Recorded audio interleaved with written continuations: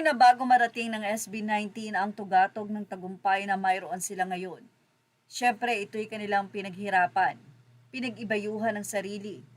At sa kabila nun, napakaraming natanggap na bashing, pang-iinsulto at pag-aalimura sa kanilang katauhan, sa kanilang talento.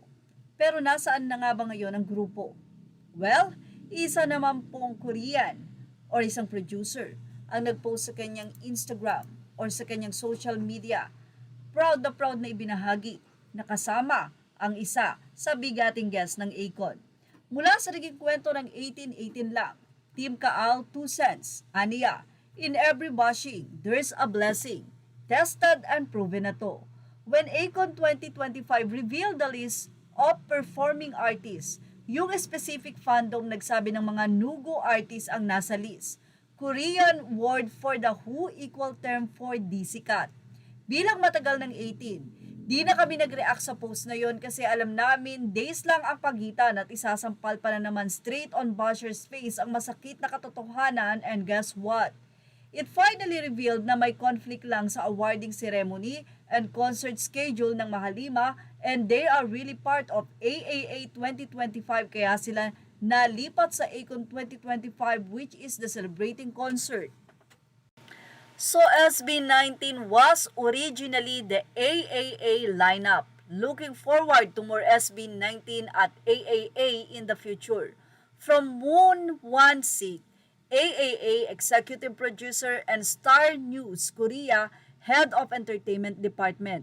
SB19 first met at the Philippines AAA 2023, though they sadly couldn't attend this year AAA 2025 awards due to their Australian tour schedule.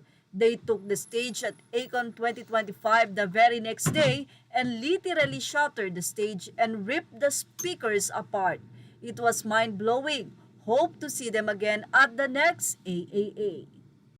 So, ibig sabihin nga po na ina-expect ang SB19 sa awarding ceremony ng AAA. Pero dahil mayroon silang world tour, kaya naman sila ay isinama sa Akon concert. Kasama pareho ang SB19 at sobrang masaya ang producer ng Akon dahil isang SB19 sa masasabi natin sa nagdala ng pera sa nasabi nga pong event. Maraming 18 ang sumuporta at sa kasalukuyan, marami ang humanga sa SB19 na for sure ay marami nga daw manunood sa susunod na homecoming ng SB19. Kaya naman ang 18 lalong dumami. Kaya ang tickets, kinakabahan na sila. Anyway, ano ang masasabi nyo about sa pagbubulgar na ito ng producer ng Akon na si Moon Won-sik na kung saan sinabi nga niya na isang SB19 sa kasama sa awards night. Images are all credit to the rightful owners. Thank you for watching Showbiz Now.